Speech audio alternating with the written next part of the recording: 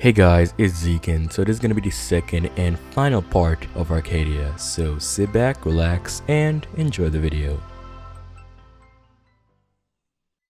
So in this episode, we are back and we're gonna be checking out the Oasis. And in last episode, I said we checked out the journey, but since the Oasis wasn't really done yet, I decided to leave it for another episode. So I am joined by Stoppable San on Discord, so would you like to say hi?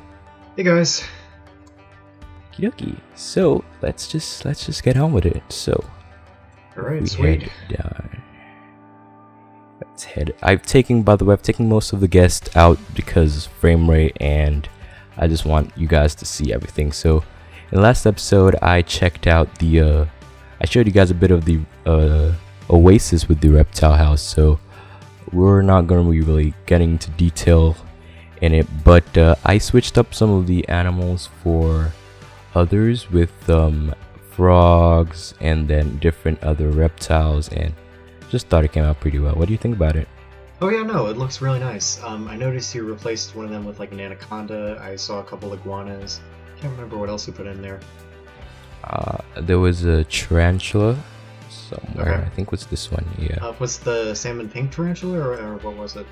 It was I think a black Brazilian wanderer. I don't know. Brazilian wandering spider. Yeah, that could have been. Yeah. Okay. So let's just head. Got a stray keeper there. Yeah. Okie dokie. This is more to the Oasis. So if we go down, we can see this twig tunnel we have here, and that is inspired by the architecture of the hotel over at Tulum, Mexico, which I showed you in the last episode, but I'll bring up a picture of it right now. So as you can see, it has this intricate, nice architectural patterns, and it just looks pretty cool. So over here we have our first Oasis habitat, which is the pangolins.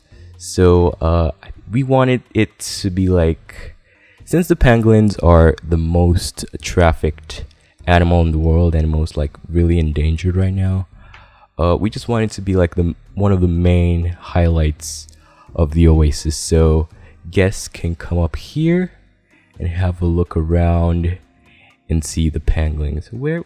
Okay, see one over there in the. It's the one by the watering hole. Right? Yeah. So that is so cool. Actually, could you turn around back to the reptile house? Yeah. Yeah, I actually love well, not go back inside the reptile house. I mean, just like the outside view of it. In looking into the pangolin habitat. Okay. Yeah. Yeah. I don't know why. I just actually really like that vista. Just like the contrast between nature and just like it kind of reminds me of Star Wars in a way. The architecture. Oh yeah. Yeah, that's the architecture they also have in the reference I took, which kind of blends nature and architecture and forms kind of like an art movement, and it looks pretty cool. Oh, yeah.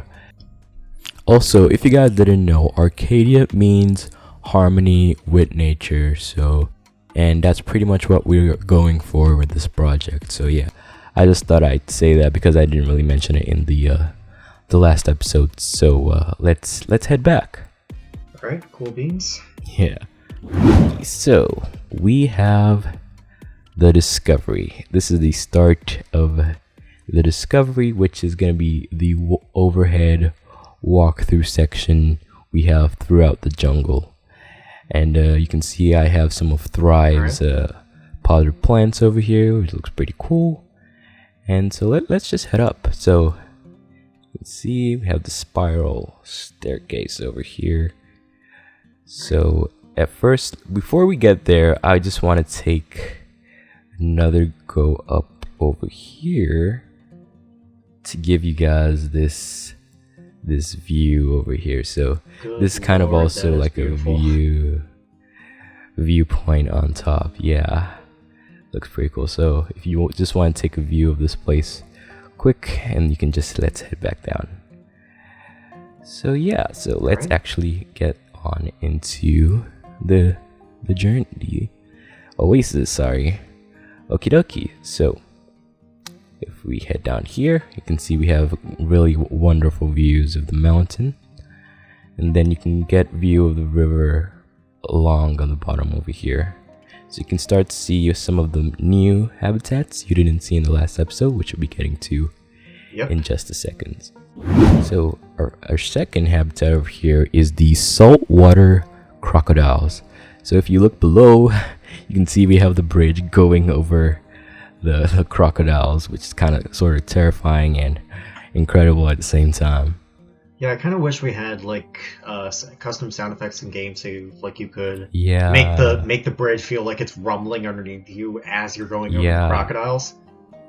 Definitely, that would be really, that would add a whole new depth of realism to it. And if we actually had actual placeable bridges, like we see in like walk through like zoos and stuff, that would be really cool. Yeah. Then making them with paths, and because the guests actually kind of stop midway on the bridge and then they like clip through, and a lot of bugs. Yeah, but with a placeable bridge, that would be cool. But enough ranting about the game. Let's head back. Let's head on here. I love the next vista here near the sign. Where? Like right near the sign as you're looking down at the crocodiles. Yeah. Okay. Like I don't know why, I just love the vista, just like the wetland environment. The view, And an interesting thing about the crocodiles, of course you can name animals in game. I actually named them Irwin and Rains because, as you know, Steve Irwin, he perfected the art of showcasing crocodiles in the Australia Zoo. And that's awesome. Rains as well. Rains is actually Steve Irwin's wife, Terry Irwin's maiden name. So Irwin and Rains. That's awesome. That's incredible, actually. Wow. So yeah. So those are the saltwater crocodiles, the amazing saltwater crocodiles. So let's head on through more zoo, and you can see it's starting to get a bit more foliage dense. So we're getting into more jungle. So one thing I didn't mention, these lights on the side, it's to illuminate the bridge at night, which we'll be checking out later on in the video. So yeah. So if we head up here to our another vista, we can see we have Bengal tigers. So if we look in here, I don't know if we can find any. Yeah, the tigers are pretty elusive in real life. So one of the things zoos typically do, they like heavily forest their exhibits with bamboo. I'd say, I can't remember which zoo it was that San Diego Zoo Safari Park. They did an amazing job with their tiger trail exhibit. They have like a ton of bamboo, a lot of mist. Yeah, and I think you really implemented it also as well into this.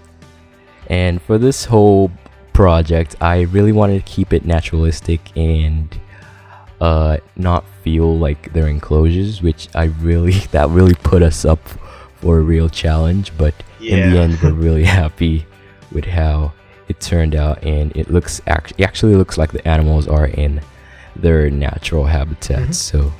So yeah, so if we head down here, I don't know if we can get. They're really good. The tigers are usually up on a platform, or they're up on. Okay, see one over here. Oh, they're there. There's one. I see it. Yeah. With a little zebra. Yeah. There's one over there. So I'd imagine when guests are actually here, they'll all pile up over here and towards the tigers. So yeah. So let's head to our another vista over here, and would really just love the architecture of this place, even though it's a little bit like structurally unrealistic in a sense, because I don't know how this thing's gonna hold up. But we're set on a floating island already. There's suspension of disbelief. This basically like a fancy kind of thing. So over here we have the giant anteaters, the bird's tapir, and the capuchin monkeys. So if we look in here, I don't know if we can get any views of them right now because they're Yeah, it's so well forested. Whenever there are guests in game, I see a tapir down there. Yeah, and that little black speck, I assure you, is a monkey. Oh, it's gone. And then we have a capuchin monkey over here. Yeah, I was inspired by the Singapore Night Safari, their tapir drive-through habitat, and I thought, hey, why don't I do the same thing but with giant anteaters, of course Baird's tapirs, because there is no Malayan tapirs in game, and capuchin monkeys. And of course, realistically, like, I wouldn't put monkeys here because they would love to just jump onto their cars and all that. You would need, like, closed roofs, closed windows. But like I said, came out pretty well. We're sat on a floating island, so we might as well just... We might as well just not even regard reality. Okie dokie. So, before we head on into whatever we have over there, let's head down this path, another bridge, and we can get more views into... we have a much better view of the anteater over here. There. Yeah, we have a much better view over here. Mm-hmm. Yeah. Okay, so if we head down, and over here, you can see we have the Jaguars. And funny thing, it's sponsored by J-Boys Sneakers. So this is a running kind of gag we have because I was kind of too lazy to type out Jaguars at some point, and I just put it in J-Boys when we were like discussing about planning and everything. And so I just thought it was a real cool like Easter egg over here. Yeah. I'm hoping that becomes like a more prevalent running joke in the Planet 2 community, much like DJ Fudge and there was one other running gag I can't remember. I know it was DJ Fudge and one other. Oh, so we can get a view of the Jaguars over here. So you can see one over there, and I think is there another one?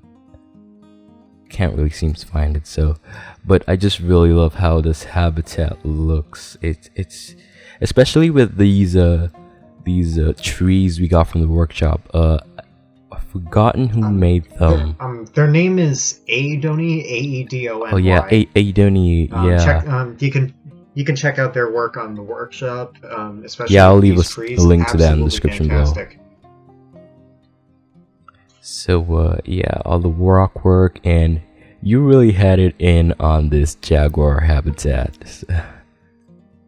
Yeah, like this is probably the most workshop heavy habitat I have in game. Like this and in this map, this and I'd say probably the capuchin, tapir, and anteater habitat. Yeah. Okay, so over there, if we head back, that would just be back to like the start of the Oasis, which is like the discovery. But let's head down back to where we have over here. And if we head down here, yeah, we can get more views of the anteater habitat. But then we probably need to shift this tree a little bit. But if we head over here, you can see we have the Oasis Cafe. So if you guys remember in my Inala Australia House episode, I have the Oasis Cafe, and I said it was gonna be like a nod to something I'm working on. So this is what I was working on, and I just thought I brought over the brand over here, and it just looks really cool, and I'm just happy with how it came out. This is amazing. And Tejicam's messing with us. Frontier, give us proper guest mode, please. Okay, so like I said, a little bit of technical difficulty there, but that's the brand I brought over to the Inala Australia House. So this is a place where we got that idea from. So yeah, I worked on the Oasis Cafe. So I really wanted to feel jungle kind of vibe, and with the whole like twig kind of architecture we have going on with the rest of the zoo, that's what I want to go for. And also we have this cover for there's an actual bench under there, so this is just like covers so guests can actually sit down on all the benches over here, in picnic benches, and actually have their food and everything. So I trapped I trapped these vendors over here, so they're just acting like they do something. Purgatory. And then we have all these decorations. It's kind of like purgatory for them, actually. Yeah. And then we have the bar stools, and then yeah. I couldn't really find a way to kind of implement like the big box food stalls, so I just put in the vending machines. So yeah.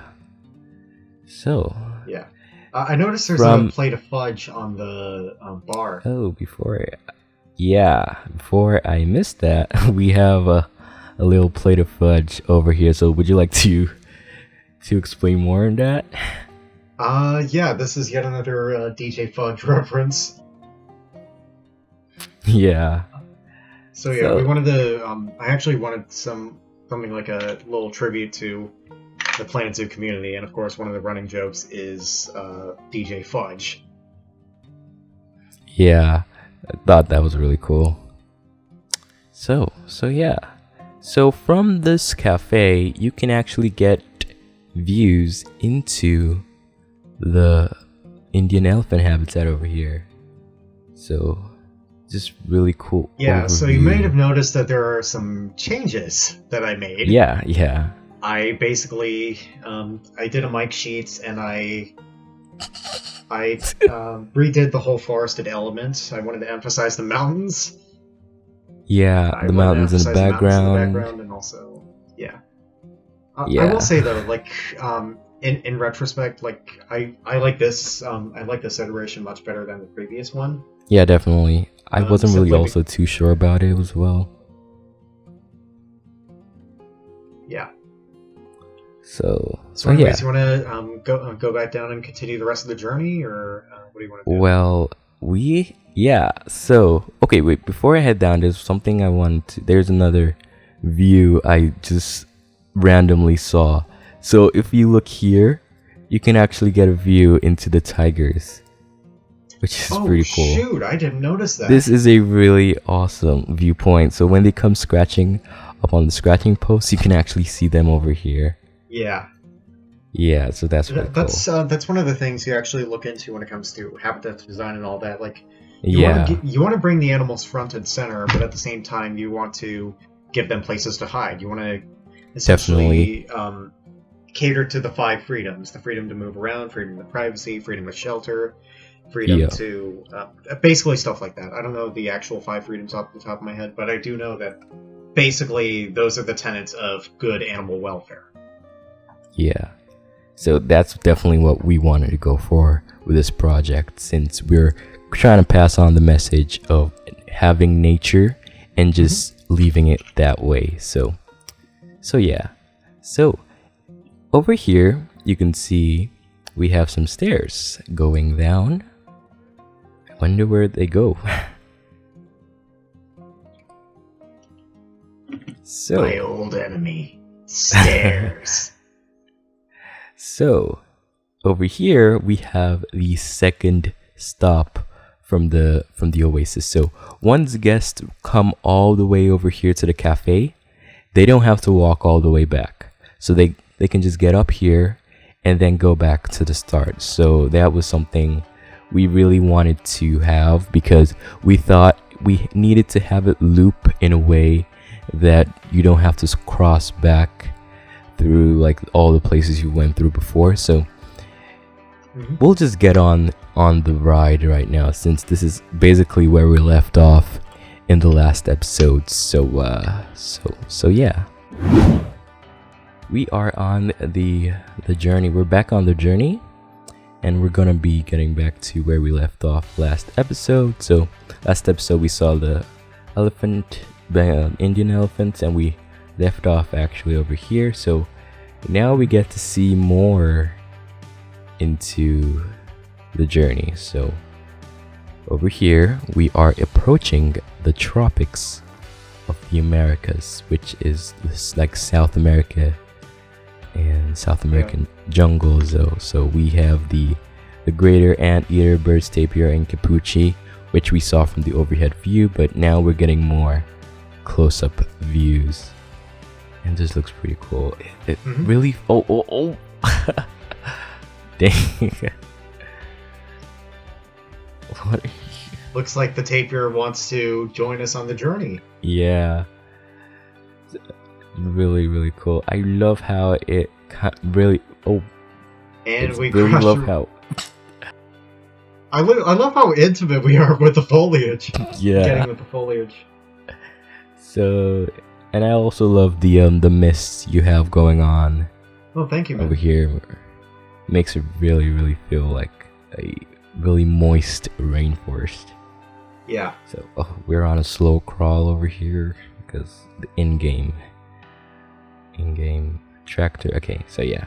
Yeah. So we're heading back. Like one of the benefits of the track is as you're you can actually edit the height and all that, so you can make it. Yeah. And you can also edit the terrain, so that way it looks like a hill.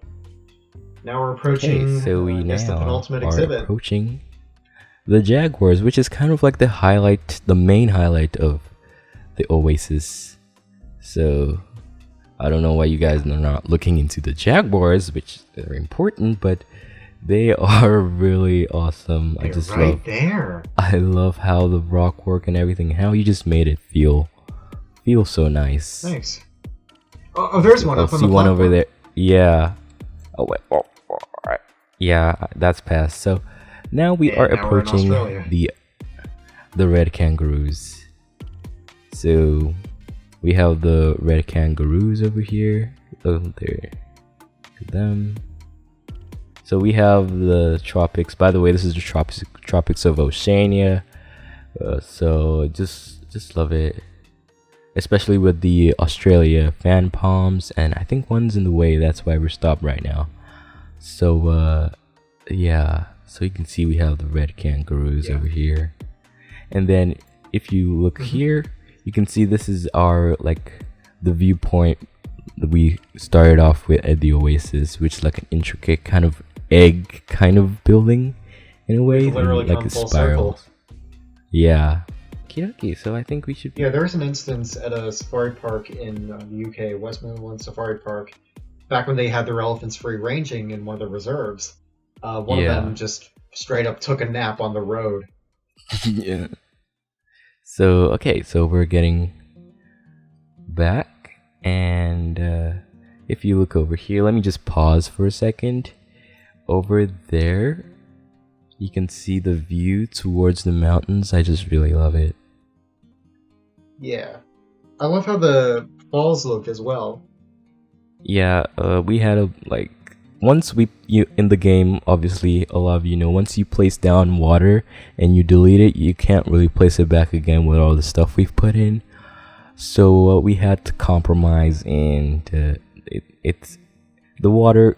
Since this is basically a floating island, like we said, the water climbs over the edge and falls down. I mean, so. I guess it adds to the more mystical quality of Arcadia. Yeah, definitely. And you can see a pangolin, of course, right near the water. Yeah, that's what I was about to say too. You can get to see some of the pangolin habitat as well. So let me unpause, and we should be getting to our next habitat, which is the cassowaries. So I don't know if we'll get. Okay, see one over there. Yeah. The cassowaries. So yeah, it's actually just the one, because cassowaries are pretty solitary in real life. Yeah, and also they live close to water bodies. Like they mostly live on beaches, in Australian beaches and stuff. So we had to have them close to the river. So by the banks of the river, by the way. So yeah.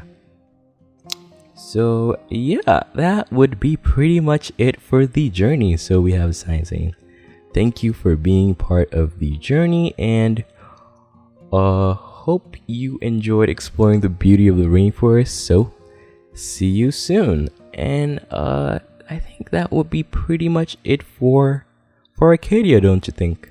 Okay, so I actually made one significant change to the gorilla and mangrove habitat.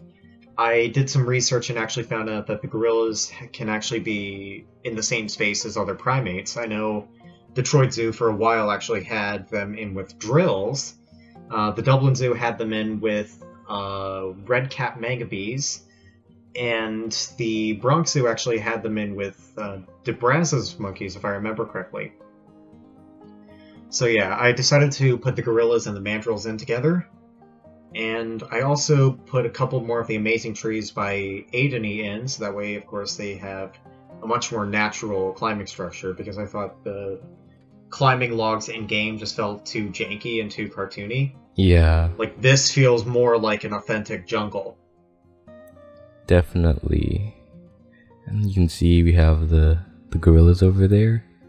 Yeah. And then it just kind of feels much more like a overgrown kind of thing. That's what we're going for. Mm-hmm. So yeah. Okay, so this is the nighttime mode over here. So what I didn't really want to have the lighting too harsh because of the animals and everything. So I opted for this kind of really blue, low blue tint to kind of match the sky. And then have at the viewpoints we have a little like low orange kind of beaming through the structures over here. So that is gorgeous. So yeah. So but definitely I lit up the cafe, so we're gonna be checking that out. So let's head down here, and then oh my god, I love it. It looks this is absolutely gorgeous. We have the Oasis cafe lit up at night over here, and all the lights just give it a really nice, I don't know how you even describe it, especially with like these string lights over here. It just gives a nice aura. Yeah. I don't know if it's just you, but I kind of really hate the brightness of the vending machines. Yeah. Is that how they are in real life? Like, I don't remember vending machines. No, they're definitely not lighting. This. Yeah. Okay, that would be pretty much it for this episode, guys, and that pretty much wraps up Arcadia. So links will be in the description for the link to it on the workshop, so you can actually explore it on yourself. And I do recommend checking it out in Tejicam mode, which when you're checking out the Oasis, which is the best to check it out. And yeah, so that would be a wrap on it. I really love doing this project, especially with you, because I couldn't imagine doing it by myself. Yeah, this seems like such a massive undertaking to do just one guy. I mean, if I had much more time, I don't know, but because this is so much out of my comfort zone from the normal realistic builds I do, it kind of gave me a little bit of a creative block. After I was done with the terraforming, my brain was just like, so what next? But then when I brought you on and you started putting the foliage, that was kind of like the spark that kept me going. And you're definitely also knowledgeable about the animals as well, kind of more than I am. So I just thought it was really cool to having you on this project. It's been an honor. Yeah.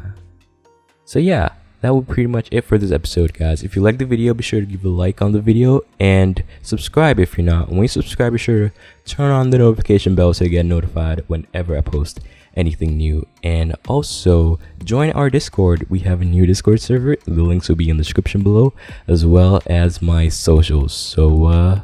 So yeah, that'll be all. So see you guys. All right, see you guys.